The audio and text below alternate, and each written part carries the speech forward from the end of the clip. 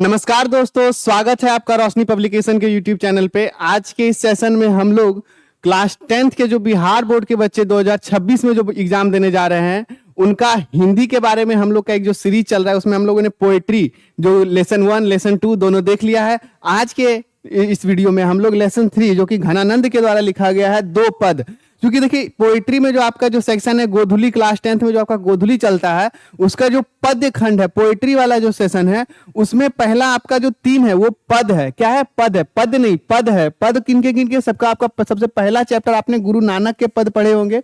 सबसे पहला चैप्टर हमने आपको जो बताया है, इससे पहले अगर आपने ये पहला 2 चैप्टर जो आपके पद सेक्शन के वो नहीं देखा है हिंदी में, अब तक ये हमारा शायद 3 इसका, एक आपका श्रम विभाजन एवं जाति प्रथा दूसरा और हिंदी का सिलेबस, तो कुल मिला के ये हमारा 5वां वीडियो है। इससे पहले हमने हिंदी का सिलेबस बताया था सबसे पहले वीडियो में, ताकि आप जो बिहार बोर्ड की जो तैयारी 2026 में जो बच्चे एग्जाम देने जा रहे हैं तो उनको पहले पता चल सके कि हमारा टारगेट क्या है, हमें कितना पढ़ना है हिंदी में और कहाँ से पढ़ना है, ताकि आप ज्यादा से ज्यादा स्कोर अचीव कर सके। उसी में हमने बताया था गोधुली का जो बुक है उसमें हम लोगों ने पद्य और गद्य दोनों को हम एक एक करके खत्म करते जाना है।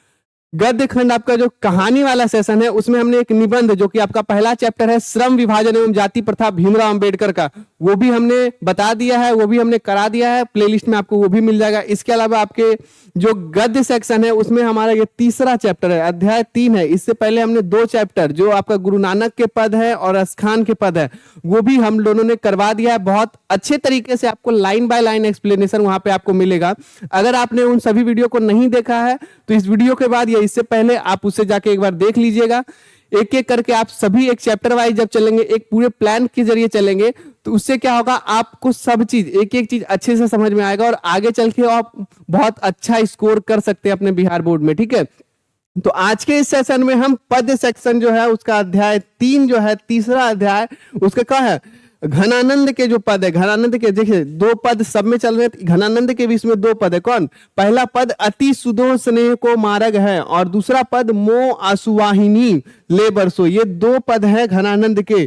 तो ये एक एक करके जो दोनों पद हैं इसका एक एक करके अर्थ हम लोग समझेंगे, क्या कहना चाह रहे हैं घनानंद, क्या लिखे हैं, कौन है घनानंद। क्योंकि देखिए हर चैप्टर में आपका कवि परिचय है, लेखक परिचय है, तो हर चैप्टर में क्योंकि सारा ऑब्जेक्टिव पॉइंट ऑफ व्यू से लेखक परिचय आपका बहुत इंपॉर्टेंट होता है। तो लेखक परिचय के लिए आपका क्या करेंगे, हम लोग सबसे पहले कवि परिचय लेखक परिचय देखते हैं, उसके बाद हम लोग अपने सिलेबस या अपने पाठ पे चलते हैं। तो आज भी हम लोग क्या करेंगे, घनानंद का सबसे पहले लेखक परिचय के बारे में जानेंगे। घनानंद कौन थे, इनकी क्या रचनाएं हैं, इनकी क्या काव्यगत विशेषताएं हैं, तथा इस पद के बारे में उनका क्या है, वो क्या लिखे हैं इस पद के बारे में, उसके बाद इस पद के अर्थ को समझेंगे। तो सबसे पहले शुरू करते हैं कवि परिचय से घनानंद को। तो घनानंद महाकवि घनानंद रीति काल के रीति मुक्त काव्य धारा के प्रमुख कवि थे। किस काल के थे घनानंद, किस काल के थे? तो रीति काल के रीति मुक्त काव्य धारा, किस काल के, काल बात करें घनानंद के, काल की बात करें तो रीति काल के कवि थे। घनानंद किस काल के? रीति काल के कवि थे। और कौन, किस काव्य धारा के? तो रीति मुक्त काव्य धारा के कवि थे। ये 2 आपका इंपॉर्टेंट है, इनको अंडरलाइन कर लीजिएगा। रीति काल के रीति मुक्त धारा के कवि थे। इनका जन्म की बात करें तो लगभग 1689 ईस्वी में हुआ था। कब हुआ था? लगभग 1689 ईस्वी में। ये घनानंद है, बहुत ही इंटरेस्टिंग कैरेक्टर हैं और आगे आपको इसके बारे में पता चलेगा ही। ये आगे क्या है, मुगल सम्राट मोहम्मद शाह रंगीला, मुगल सम्राट मोहम्मद शाह रंगीला के मीर मुंशी थे। कौन थे? मुगल सम्राट मोहम्मद शाह रंगीला के मीर मुंशी थे। कौन? घनानंद थे। इनका जो है मुगल सम्राट जो मुगलों का जब शासन हुआ करता था तो उनके दरबार में क्यों कौन थे? मीर मुंशी थे, श्रेष्ठ कवि और अच्छे गायक, यानी ये कविताएं लिखते भी थे और गाते भी बहुत अच्छे थे। कौन? घनानंद। सुजाना, अब देखिए सुजान नामक नर्तकी से, अब देखिए अब गाते थे तो एक नाचने वाली भी थी। कौन? तो सुजान नामक नर्तकी, यानी ये जो मोहम्मद शाह रंगीला के दरबार में जो सुजान नाम की एक नर्तकी थी से प्रेम और वियोग के बाद वृंदावन में वैष्णव संप्रदाय में दीक्षा ली। सबसे पहले क्या बात करेंगे, सुजान नामक एक नर्तकी थी, सुजान नामक एक नृत्य करने वाली थी जिनसे इनको प्रेम था, लेकिन वो प्रेम कैसा था? 1 साइडेड वाला लव था। कैसा था? 1 साइडेड लव था, जिनसे इनका वियोग झेलना पड़ा। क्या झेलना पड़ा? वियोग झेलना पड़ा सुजान का। ठीक है, सुजान से ये बहुत प्रेम करते थे लेकिन उनसे क्या वियोग झेलना पड़ा। वो ये 1 साइडेड लव था, सुजान इनको प्यार नहीं करती थी। तो वो आगे इसमें बात करेंगे। फिर इनके मृत्यु भी इनकी थोड़ी जानने योग्य है। क्यों? क्योंकि देखिए इनकी मृत्यु कैसे हुई। तो सबसे पहले सुजान के बारे में, ये पूरा जो अति सुदो स्नेह को मार्ग है, मो आंसुवन ही ले बरसो, ये दोनों जो पद है सुजान को ही डेडिकेटेड है। ये आगे हम लोग देखेंगे। इनकी एक पूरी कविता, इनकी एक पूरी रचना भी सुजान को डेडिकेटेड है। प्रेम के पीर के कवि इनको कहा जाता है। आगे हम लोग इसके बारे में भी बात करेंगे। सबसे पहले ये देखिए, कवि के जीवन की परिचय की बात करें तो 1689 में इनका जन्म हुआ था। मोहम्मद शाह रंगीला के मीर मुंशी थे। आगे बात करेंगे इसमें। इनकी मृत्यु की बात करें तो सन 1739 ईस्वी में नादिर शाह ने दिल्ली पे आक्रमण किया था। कहां पे? 1739 ईस्वी में नादिर शाह ने दिल्ली पे आक्रमण किया था। और दिल्ली पे आक्रमण करने के बाद उन्होंने मथुरा और वृंदावन में भी आक्रमण किया, और इससे क्या हुआ? मथुरा और वृंदावन भी प्रभावित हुआ था। ठीक है, जैसे कि देखिए ये क्या किए थे वियोग के बाद। पहले तो कहां थे? मोहम्मद शाह रंगीला के मीर मुंशी थे, यानी उनके दरबार में ही थे। लेकिन सुजान नामक जो नर्तकी थी, उनके जो वियोग के कारण ये फिर कहां आ गए थे? वृंदावन में वैष्णव संप्रदाय की दीक्षा ली, तो वृंदावन ये आ गए थे। तो क्या हुआ था? जब आक्रमण हुआ तो मथुरा और वृंदावन भी प्रभावित हुआ था। किसके आक्रमण से? नादिर शाह के आक्रमण से मथुरा और वृंदावन भी प्रभावित हुआ था। तो क्या हुआ था? सैनिकों ने घनानंद से, तो क्या हुआ? सैनिकों ने, जो नादिर शाह के सैनिक थे, वो घनानंद को घेर लेते हैं और घनानंद से कहते हैं जर जर जर जर जर, यानी उससे सोना की मांग करते हैं। क्योंकि सैनिकों को पता था ये अच्छी पदवी पे है, मुगल सम्राट के यहाँ एक अच्छी पदवी पे है, तो इनके पास अच्छा खासा धन होगा। तो इन्होंने जर जर जर की मांग की, यानी कहा कि सोना सोना सोना, मतलब उसको सोना चाहिए था। ठीक है, सोना यानी गोल्ड। तो उत्तर में घनानंद भी अलग टेढ़िया किस्म का आदमी, क्या बोलता है? उत्तर में उन्होंने क्या कहा है? रज रज रज रज रज रज, यानी मिट्टी से धूल उठाई और बोलता है ये पकड़ो तुम्हारा सोना। तो क्या है? धूल उसे दे देता है। तो इससे क्या हो जाता है? 3 देकर मुट्ठी से धूल दे दी। किने? सैनिकों को मुट्ठी से धूल उठा के दे दी, ठीक है, सोना के बदले। तो सैनिकों ने इससे क्रोधित हो गए। इससे क्या हुआ? सैनिक को क्रोध आया, बहुत ही गुस्सा हो गए और घनानंद की हत्या कर दी। क्या कर दी? घनानंद की हत्या। तो घनानंद की हत्या 1739 ईस्वी में नादिर शाह के सैनिकों के द्वारा की गई थी। आगे बात करेंगे इसमें काव्यगत रचनाएं। अब घनानंद की काव्यगत रचनाएं क्या क्या है, क्या क्या कविताएं उन्होंने लिखी है, एक एक बात करें। सबसे पहले काव्यगत विशेषताओं में बात करें, काव्यगत रचनाओं की बात करें तो इनकी भाषा क्या होती थी? शुद्ध और परिष्कृत ब्रज भाषा हुआ करती थी। क्या हुआ करती थी? ब्रज भाषा में ये घनानंद कविताएं लिखते थे। रसखान भी, इससे पहले हमने आपको चैप्टर में बताया था कि रसखान भी ब्रज भाषा के कवि थे और घनानंद भी ब्रज भाषा के कवि थे, दोनों ब्रज में है। ठीक है, रचना शैली की बात करें तो इनकी भी रसखान के जैसे सवैया थी। ठीक है, सवैया छंद में भी ये बहुत अच्छा लिखते थे, जिस प्रकार रसखान, इसके पहले चैप्टर में भी हमने सवैया छंद की बात की है जिसमें रसखान का जिक्र आता है। तो रसखान के जैसे घनानंद भी सवैया और धनाक्षरी वे रचनाएं करते थे। तो सवैया में आपका रसखान भी रचना करते थे और सवैया में घनानंद भी रचना करते थे, और घनानंद उसके अलावा धनाक्षरी में रचनाएं करती थी। तो रचना शैली क्या थी इनकी? धनाक्षरी और सवैया थी। और भाषा इनकी शुद्ध और परिष्कृत ब्रज भाषा। कौन सी भाषा?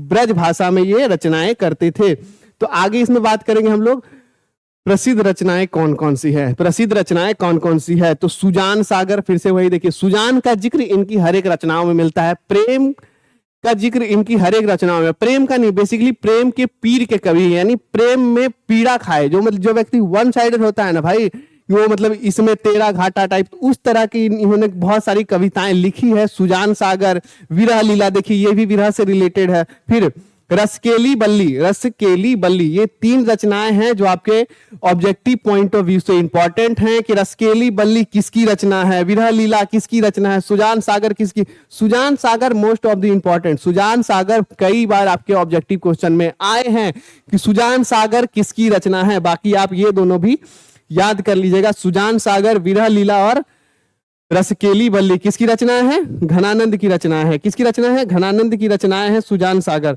सुजान सागर, विरह लीला और रसकेली बल्ली। चलिए आगे बात करेंगे हम लोग इनकी काव्यगत विशेषताओं की। शायद क्या है काव्यगत विशेषताएं, यानी कविताओं की इनकी क्या विशेषता थी, किस तरह लिखते थे। तो सबसे पहले मैं इससे पहले ही आपको बता दिया हूं क्या कि ये जो घनानंद हैं प्रेम के पीर के कवि हैं। किसके कवि हैं?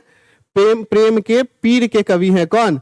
घनानंद प्रेम के पीर के कवि, यानी प्रेम में जिनको पीड़ा हो, प्रेम के पीड़ा को दर्शाने वाले कवि कौन है? घनानंद है। चलो रचनाओं में विरह, पीड़ा और प्रेम की गहराई झलकती है। इनकी जो रचनाएं होती है, इनकी रचनाओं में अगर बात करें, इनकी कविताओं में, इनको इनके पदों में क्या होती है, रचनाओं में इनके विरह यानी वियोग की बातें, पीड़ा की बातें यानी प्रेम की जो पीड़ा होती है, ठीक है, उन सब की बातें, और प्रेम की गहराई, प्रेम की जो गहराई है, प्रेम जो मन वाली जो प्रेम होती है उसकी जो गहराई क्या होती है उसके बारे में इन्होंने बात की है। अलंकारों और रूढ़ियों से अधिक भावना पर ध्यान है। ये अपने जैसे कविता में होती है ना कि दो लाइन के बीच के मतलब अंतिम शब्द को एक दूसरे से मैच किया जाता है, जिसे अलंकार कहते हैं। तो अलंकार से ज्यादा और रूढ़ियों से ज्यादा यानी शब्दों के सजाने से ज्यादा ये अधिक भावना पे ध्यान देते हैं। इनको मतलब नहीं है कि शब्द मेरे अच्छे से सज रहे हैं, नहीं सज रहे हैं, ऊपर वाला जो शब्द है सेम मेरा नीचे आना चाहिए, नहीं, उस तरह से इनका नहीं है। कबीर के जैसे क्या होते थे, उन्होंने अलंकारों और रूढ़ियों को बहुत अच्छे से उपयोग किया है, ठीक है। अलंकारों एवं क्या क्या करते हैं इन्होंने अलंकारों एवं रूढ़ियों का अच्छे तरीके से उपयोग नहीं किया है। उनका अधिक उपयोग इनके नहीं, इनमें, इनके कविताओं में, इनके पदों में नहीं दिखता है। इनके पदों में क्या दिखता है, सिर्फ भावनाओं पे ध्यान, यानी इनकी जो भावनाएं हैं वो किस प्रकार व्यक्त करते हैं बस वही दिखता है, ठीक है। शुक्ल के अनुसार यानी जिस प्रकार रसखान के बारे में कहा गया है उसी प्रकार शुक्ल जी ने घनानंद के बारे में कहा है। लाक्षणिक मूर्तिमता और प्रयोग विचित्र के कवि हैं। ये कौन है, लाक्षणिक मूर्तिमता और प्रयोग विचित्र के कवि हैं। तो ये किनका, शुक्ल जी के अनुसार घनानंद के द्वारा, घनानंद का के बारे में शुक्ल जी के द्वारा कहा गया है क्या, लाक्षणिक मूर्ति और प्रयोग वैचित्र के कवि हैं। कौन, घनानंद जी हैं। चलिए आगे इसमें बात करेंगे, ये आपके एकदम बिल्कुल क्लीन कर लेते हैं, यहां तक आपको कोई प्रॉब्लम नहीं होगा। प्रेम के पीर के कवि हम आपको शुरू से बोल रहे हैं, कौन है, घनानंद प्रेम के पीर के कवि हैं। विरह, पीड़ा और प्रेम की गहराई के बारे में अधिक बात होती है। अलंकारों एवं रूढ़ियों पर कम ध्यान होता है। ये ध्यान देते हैं भैया मेरा भावना अच्छा से निकल जाए, अलंकार की ऐसी की तैसी। चलिए आगे बात करते हैं इसमें।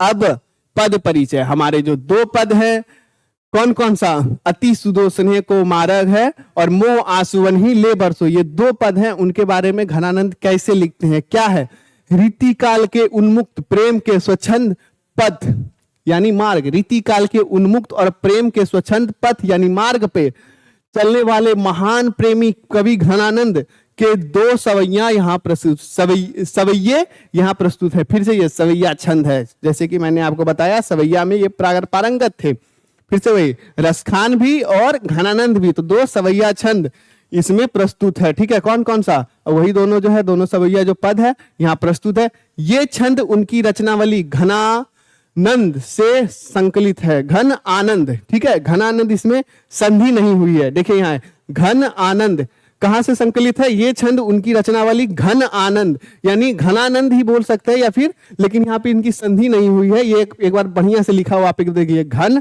आनंद से संकलित है। प्रथम छंद में घनानंद जी ने जहां प्रेम के सीधे सरल और निश्चल मार्ग की प्रस्तावना को उजागर करते हैं, यानी प्रथम छंद कौन सा, अति सुदो स्नेह को मार्ग है, कौन सा, अति सुदो स्नेह को मार्ग है। उसमें क्या कहते हैं, प्रेम कहते हैं, प्रेम बहुत ही अच्छा चीज, एकदम सरल चीज है, इसमें कुछ कॉम्प्लिकेटेड थोड़ी है, सब बहुत सरल है, बहुत ही निश्चल है, निर्मल है, एकदम बहुत अच्छा चीज है, प्रस्तावना को उजागर करते हैं। वहीं द्वितीय छंद में, दूसरे छंद में उनके जो दूसरे मोह आंसुवन ही ले बरसो, उसमें क्या कहते हैं, मेघ को अन्योक्ति के माध्यम से विरह वेदना से भरे विरह में अपने हृदय की पीड़ा को बहुत ही कलात्मक रूप से अभिव्यक्त और चित्रित करते हैं। दूसरे छंद में वो मेघ को कहते हैं, मेघ को अपने विरह को, अपने अंदर की पीड़ा को बताते हैं कि भैया हम बहुत दुख में हैं, क्या है भैया हम बहुत दुख में हैं, बहुत ही कलात्मक ढंग से कहते हैं। क्या कहते हैं कि हे मेघ तुम तो सब जगह बरसते हो, ऐसा करो मेरे आंसुओं को लो और जाके सुजान के यहाँ बरस जाओ, ताकि उसको पता चले भाई उसके दुख में हम कितने रो रहे हैं। तो वो चीज आगे हम देखेंगे एक एक करके, ठीक है। इसके बाद घनानंद ने इन छंदों के माध्यम से भाषा और अभिव्यक्ति की कौशल को, अपने असाधारण अधिकार को भी अभिव्यक्त किया है। घनानंद ने इन छंदों के माध्यम से अपने भाषा और अभिव्यक्ति कौशल यानी उनके भाषा को, यानी उनकी जो ब्रज भाषा है उनके कौशल को एवं अभिव्यक्ति, चूंकि हमने आपको बताया अलंकार का ये ज्यादा ध्यान नहीं रखते, लेकिन भावनाओं का कतई एकदम मस्त ध्यान रखते हैं। कैसे, अभिव्यक्ति की, अपने मन की भावनाओं को व्यक्त करने का कौशल इनमें कूट कूट के भरा था, और वही आपको इन दो छंदों में अपने इन दो पदों में आपको देखने को मिलेगा। चलिए, कंप्लीट आपका लेखक परिचय हो गया। आई होप आपको कहीं से भी कोई दिक्कत नहीं होगा। एक एक लाइन करके यहां से एक भी क्वेश्चन आपका नहीं छूट रहा है, ये कंफर्म है, ठीक है। अगर आप अच्छे से ये पूरा वीडियो देख रहे होंगे तो एक भी लाइन आपका नहीं छूट रहा होगा। आगे बात करेंगे हम लोग किस पे, आगे बात हम लोग करेंगे एक एक करके। अति सुधो स्नेह को मार्ग है, आपका यहां से अध्याय शुरू होता है, कवि परिचय खत्म। अब जो दो पद हैं एक एक करके हम उसका अर्थ समझेंगे। क्या है? अति सुधो स्नेह को मार्ग है। मार्ग यानी मार्ग। सबसे पहले एक एक वर्ड समझेंगे, फिर एक एक लाइन समझेंगे, फिर ये पूरा एक पद समझेंगे, ठीक है। तो चलिए एक एक करके समझेंगे। अति सुधो यानी बहुत, सुधो, सुधो यानी शुद्ध नहीं, सीधा, बहुत ही सीधा स्नेह को मार्ग है। स्नेह का मार्ग यानी प्रेम का मार्ग बहुत ही सीधा और पवित्र होता है, एकदम सीधा साधा स्नेह का मार्ग है, कोई ज्यादा कॉम्प्लिकेटेड भरा नहीं है। क्या है, कैसा है? जहां नेकू सयापन बाक नहीं, यहाँ पे अब ऐसा है, यहाँ पे दिमाग नहीं चलता है, ठीक है। यहाँ सियानापन नहीं चलता है, यानी यहाँ छल प्रपंच नहीं चलता है। जहां नेकू सयापन बाक नहीं, बाक यानी चलना, बाक नहीं यानी यहाँ पे कुछ भी सयाना, चालबाजी, ये सब होशियारी नहीं चलती है, ठीक है। तहां साचे चले तजी, तहां मतलब जहां, साचे, साचे यानी सच्चे, जहां सच्चे लोग ही चल सकते हैं। क्या है? जहां सच्चे लोग ही चल सकते हैं। अपना पे अहम और स्वार्थी, झुझके कपटी के निशांक नहीं, यानी स्वार्थी लोग जिनके अंदर अहम होता है, झुझके व्यक्ति, कपटी व्यक्ति, ठीक है, स्वार्थी व्यक्ति, जो अहम में जो लोग रहते हैं, जो स्वार्थी व्यक्ति होते हैं, कपटी व्यक्ति होते हैं, उन लोगों के लिए यहाँ कोई स्थान नहीं है। प्रेम का मार्ग जो है, बेसिकली ये पूरा अर्थ अगर समझे, एक लाइन में अगर समझे, प्रेम का मार्ग बहुत ही सरल और सीधा है, ठीक है। यहाँ पे कोई भी सयानापन यानी दिमाग की आवश्यकता नहीं होती, यहाँ कपट की आवश्यकता नहीं होती, यहाँ छल की आवश्यकता नहीं होती, यहाँ ज्यादा सयानापन दिखाने की आवश्यकता नहीं होती, यहाँ चालबाजी की आवश्यकता नहीं होती है। यहाँ पे चालबाजी, छल, कपट, इन सब से प्रेम का कोई लेना देना नहीं है। दूसरे पे चलते हैं, आइए। अब कहते हैं, घनानंद प्यारे सुजान सुनो। अब एक चीज, घनानंद की कविता और सुजान का जिक्र नहीं, ऐसा हो नहीं सकता। क्या कहते हैं? घनानंद प्यारे सुजान सुनो, कि घनानंद कहते हैं कि हे प्यारी सुजान, कौन? हे प्यारी सुजान, हे प्यारी सुजान सुनो, यहां एक ते दूगो आक नहीं, यानी सुजान सुनिए कि ऐसा है कि यहां जब एक से अगर प्रेम हो गया ना, एक से अगर मेरे नैना लड़ गए तो दूसरा कोई दिखता ही नहीं है। मन यदि किसी एक व्यक्ति में लग गया तो दूसरा दिखते नहीं। आंख यानी दिखना, यहां एक ते, यहां जैसे ही एक से प्रेम हो गया, दूसरे आंख नहीं, दूसरा दिखता ही नहीं है। तुम कौन धोपाटी पढ़े हो? तुम कौन सा किताब पढ़े हो भाई? कौन सा ग्रंथ पढ़े हो? तुम कौन धोपाटी पढ़े हो? कहो मन लेहू पे पर देहू छटाक नहीं। तुम कौन सा किताब पढ़े हो जिसमें मतलब तुम मेरे मन को तो ले गई हो, तुम मेरे दिल को ले गई हो, तुम मेरे प्रेम को ले गई हो, मतलब हम तो तुमको अथाह प्रेम कर रहे हैं। तुम कौन ते पार्टी पढ़े हो, कौन से पट्टी पढ़े हो, बोलते हैं पट्टी पढ़ा दिल गए, तो उसी तरह कौन सा बुक पढ़े हो, कौन सा छंद, तुम क्या पढ़े हो कि तुम मेरा मन को तो ले गई हो, तुम मेरे दिल को तो ले गई हो, पर देहू छटाक नहीं, मतलब तुम्हारे साइड से कोई रिस्पॉन्स नहीं है भाई। तो उस तरह का बात है। क्या है? कहो मन लेहू पर देहू छटाक नहीं, मतलब मन तो आप ले लेते हो लेकिन मन, आपका मन मेरे में नहीं लगता है। तो ये आपका 4 ही लाइन का आई थिंक है, हाँ, तो ये आपका पूरा कंप्लीट है। तो पहला लाइन में क्या है? प्रेम की सरलता की बात करते हैं। दूसरे लाइन में सुजान को संबोधित करते हुए कहते हैं कि इसमें एक बार किसी से प्रेम होता है तो दोबारा और कोई किसी का जिक्र नहीं किया जाता, दोबारा और कोई नहीं दिखता है, सिर्फ तुम ही दिखती हो। लेकिन तुम कौन सी पट्टी पढ़ी हो, कौन सी किताब पढ़ी हो, क्या पढ़ी हो जो तुम मेरे मन को नहीं पढ़ पा रही हो, और मेरा मन तो तुम ले ली हो लेकिन तुम्हारा मन मेरे में नहीं लग रहा है। आगे बात करेंगे। मो आंसुवन ही ले बरसो, दूसरा पद है। एक पद हमारा कंप्लीट हो गया। आई होप आपको बढ़िया से समझ में आया और आया ही होगा, का एक एक करके सब पढ़ा है। पर काजही देह को धरी फिरो, पर काजही यानी दूसरे के काम के लिए, पर काजही देह को धारी फिरो, दूसरे के कार्य को देह धारण करने वाले कौन? बादल। बादल का क्या है? बादल कैसे बनता है? बादल खुद को बनाता है? खुद के लिए नहीं, बादल खुद को बनाता है इस संसार की पालन के लिए, संसार को देखने के लिए। पर काजही देह को धारी फिरो, परजन जथारथ द्वे दर्शो, परजन दथारथ द्वे दर्शो। और दूसरा मेघ, हे मेघ, हे बादल, तुम दूसरों के कार्य के लिए अपना देह को धारण किए हो एवं दूसरों का पालन पोषण करते हो, संसार का पालन पोषण करते हो, दूसरे के कार्य के लिए अपना द्वे दर्शो, अपना सब कुछ दे देते हो। क्या करते हो? इसलिए जहां जरूरत होती है तुम वहां बारिश करते हो, वहां पे फसल उगाते हो, वहां पे हरियाली लाते हो। ये मेघ को कह रहे हैं। किसको कह रहे हैं? बादल को कह रहे हैं। निधि नीर सुधा की समान करो। अब तुम्हारी जो वर्षा होती है वो कैसी होती है? निधि नीर सुधा, यानी अमृत के समान तुम्हारी वर्षा होती है, तुम्हारा जल अमृत के समान होता है। निधि नीर सुधा की समान करो, सब ही विधि सज्जनता सरसो, सब ही विधि सज्जनता सरसो। तुम हमेशा सज्जनों की तरह, हे मेघ तुम हमेशा सज्जन की तरह, यानी अच्छे व्यक्ति की तरह, एक अच्छे इंसान की तरह सभी का पालन पोषण करते हो, बिना किसी पे भेदभाव किए सबका कल्याण करते हो। बादल, आगे बात करेंगे। तो ये पूरा आपका कंप्लीट करें। बादल को संबोधित करते हुए कहते हैं कि सबका जो तुम कल्याण करते हो, तुम सज्जन व्यक्ति हो, दूसरों के कार्य के लिए अपना देह धारण किए हुए हो एवं दूसरों के कल्याण के लिए तुम सभी जगह जो बारिश करवाते हो, तुम्हारा जल अमृत के समान है और सज्जन के समान तुम वो अमृत सब में बांटते रहते हो। तो आगे कहेंगे, फिर वही पहला लाइन खत्म, दूसरा लाइन में सुजान का जिक्र।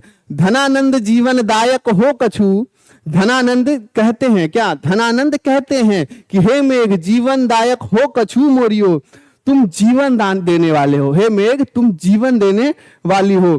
क्या कछु मोरियो, अब क्या? कछु मोरियो पीर हिये परसो, कुछ मेरा भी दुख तो समझो भाई। क्या तुम, हे मेघ तुम जीवन देने वाले हो, मेरा भी कुछ दुख, कछु मोरियो पीर हिये परसो, यानी मेरा भी कुछ दुख समझो, हमको भी कुछ समझो। क्या तुम मेरी पीड़ा को थोड़ा सा भी महसूस कर सकते हो? हे बादल, क्या तुम मेरी पीड़ा को थोड़ा सा भी महसूस कर सकते हो? कबहू बा बिसासी सुजान के, कबहू बा, क्या कभी ऐसा होगा? कबहू बा, क्या कभी ऐसा होगा? कबहू बा बाससी सुजान के, बाससी यानी सुजान के आंगन में, मतलब क्या तुम कभी सुजान के आंगन में मेरी, क्या तुम कभी, कबहू बा बाससी सुजान के आंगन में, क्या तुम कभी सुजान के आंगन में मो आंसुवन ही ले बरसो, क्या कभी ऐसा होगा कि तुम मेरे आंसुओं को लेकर मेरी प्रिय सुजान, मेरी प्रियतमा सुजान के आंगन में जाकर बरस जाओ। कभी ऐसा करो कि मेरी जो आंसू उनके प्यार में, उनके विरह में जो गिरते रहती है, इन सभी आंसुओं को समेटो और अपने अंदर रखो और इन आंसुओं को तुम सुजान के आंगन में जाके लेके बरसा दो, तुम सुजान के आंगन में लेके बरसा दो, ताकि उसे तनिक भी मेरे प्रेम का एहसास हो कि हम उसके पीड़ा में किस तरह रो रहे हैं। कबहू बा बिसासी सुजान के आंगन में मो आंसुवन ही ले बरसो, यहीं से लिया गया है, मो आंसुवन ही ले बरसो, यानी कभी सुजान के आंगन में मेरे आंसुओं को ले जाके बरस जाओ। तो ये पूरा कंप्लीट हो गया है। 4-4 लाइन का ही आपका दोनों था। आई होप आपको बढ़िया से समझ में आया होगा। एक एक वर्ड का आपको मैंने समझाया है कि क्या अर्थ होता है। बहुत ही इंटरेस्टिंग आपका तीनों पद था। तीनों पद का हमने यहाँ तक आपका कंप्लीट करवा दिया है। जो भी आपका क्या बोलते हैं, गुरु नानक का पद हो गए, रसखान के पद हो गए, आज घनानंद के पद आपका पूरा कंप्लीट हो गया है। आई होप आपको बहुत ही अच्छे से समझ में आया होगा। अगर आपको इसमें कुछ मिस हो गया है, कहीं कुछ नहीं समझ में आ रहा है, तो एक बार हमारे कमेंट सेक्शन में आप अपना कमेंट डाल दीजिएगा, भैया इस स्लाइड में या फिर इस पॉइंट में अगर हमको कुछ समझ में नहीं आया है। अगले क्लास में सबसे पहले आपका डाउट लिया जाएगा, उसके बाद फिर हम अपना आगे कंप्लीट करेंगे। जाते जाते आपके लिए एक बात, रोशनी पब्लिकेशन के द्वारा बहुत सारी बुकें जो आपकी हम कहते रहते हैं, क्लास 10th के लिए गोधुली, पीयूषम, संस्कृत, इंग्लिश सभी तरह के आपका बुक अवेलेबल है। गोधुली में आपके चैप्टर, इसके अलावा उसके क्वेश्चन आंसर, पोएट्री वाले पार्ट में उसका अर्थ, ये सभी आपको मिलने वाले हैं। मतलब एक कंप्लीट सिलेबस, एक कंप्लीट बुक में जो होता है, एनसी आपका जो बीटीबीसी जो बुक है बिहार बोर्ड की, उससे कई अच्छी तरीके से आपका डिजाइन किया हुआ आपके important question all in one book आपका फेयर की तरह काम करेगा। आपके क्वेश्चन आंसर में आपका हेल्प करेगा कि आइडियल आंसर कैसे लिखा जाता है, आंसर राइटिंग कैसी होती है, वो सभी आपको इसमें मिलने वाले हैं। बात करें आपका इंग्लिश और संस्कृत की भी, उसमें आपका सेम पैटर्न है, एक एक इंग्लिश का, एक एक संस्कृत का, आपका नीचे हिंदी में रूपांतरण मिलेगा, आपको उस चैप्टर का क्वेश्चन आंसर भी मिलेगा, ताकि आप एक कंप्लीट तैयारी करके आगामी 2026 में जो आप क्लास 10th का जो एग्जाम दे रहे हैं उसमें अधिक से अधिक अंक उठा सकें। इन्हीं में बात करें नीचे क्लास 11 एवं 12th की बात करें तो कैप्टन रेनबो एवं कैप्टन दिगंत आपके लिए उपलब्ध है, जिसमें आपको वही हिंदी और इंग्लिश का सेम रूपांतरण और इसके अलावा आपको उसमें क्वेश्चन आंसर भी आपको मिलने जा रहा है। बात करें हमारा क्वेश्चन बैंक की तो 2026 का हमारा क्वेश्चन बैंक 2026 के बिहार बोर्ड के लिए हमारा क्वेश्चन बैंक लॉन्च हो चुका है। आप अगर चाहें तो इसे ले सकते हैं। अभी से अगर आप क्वेश्चन बैंक प्रैक्टिस करेंगे, ऑब्जेक्टिव क्वेश्चन प्रैक्टिस करेंगे तो आपको ऑब्जेक्टिव में 50 आउट ऑफ 50 या फिर आप साइंस वाले पोर्शन में 40 आउट ऑफ 40 अपना स्कोर सिक्योर कर सकते हैं। बात करें एक और बुक है हमारा क्रैश कोर्स की, तो इसमें भी आपको क्या ऑब्जेक्टिव, ना सिर्फ स्पेशल ऑब्जेक्टिव और सब्जेक्टिव क्वेश्चन भी आपको क्रैश कोर्स में मिल सकता है, जिसमें आप कम ही टाइम में ज्यादा से ज्यादा तैयारी कर सके। अभी आप हमारी इस क्वेश्चन बैंक को 2026 के लिए जो लॉन्च हो चुका है आप परचेज कर सकते हैं। यह आपको हमारे ऑफिशियल वेबसाइट, फ्लिपकार्ट, अमेजॉन एवं बिहार के सभी जिलों के नजदीकी बुक स्टोर पर आपको उपलब्ध हो जाएगा। आज के इस सेशन में इतना ही। अगले सेशन में हम एक नए चैप्टर के साथ आपके साथ रूबरू होंगे। अभी के लिए इतना ही, मिलते हैं अगले वीडियो में। तब तक के लिए जय हिंद, जय भारत।